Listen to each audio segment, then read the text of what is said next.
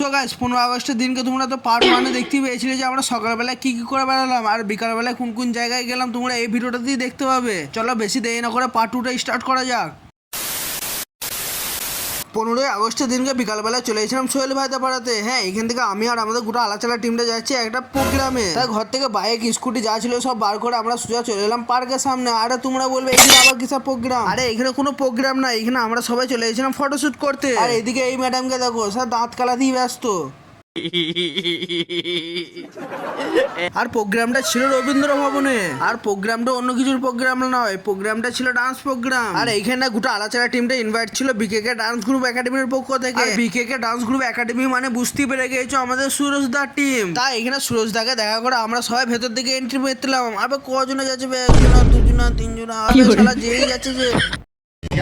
क्या करूं मैं इसका? क्या करूं? क्या करूं इसका? क्या करूं? দিয়ে তারপর ওখানে ঢুকতে না ঢুকতে আমাদের গোটা আলাচারা টিমটাকে স্টেজের উপরে ডেকে নেওয়া হলো। দিয়ে তারপর এখানে স্টেজে উঠতে সুরজদা আমাদের গোটা আলাচারা টিমটাকে সম্বর্ধনা জানিয়ে দিল। আর এখানে আমরা শুধু একা নয়, আরো ইউটিউবাররা সব এই ছিল। দিয়ে তারপর খানিকক্ষণ স্টেজের উপরে কাটানোর পর আমরা সবাই নিচে চলে এলাম প্রোগ্রাম দেখতে।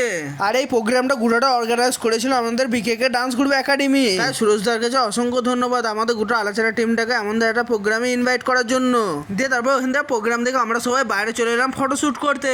তাই এখান থেকে এক এক করে ফটোশুট করে আমি মিনি ব্লগটা আজকে এখানেই শেষ করলাম। আর যারা ইউটিউব থেকে দেখছো তারা চ্যানেলটাকে সাবস্ক্রাইব করলাম, আর যারা ফেসবুক ইনস্টাগ্রাম থেকে দেখছো তারা পেজটাকে ফলো করলাম।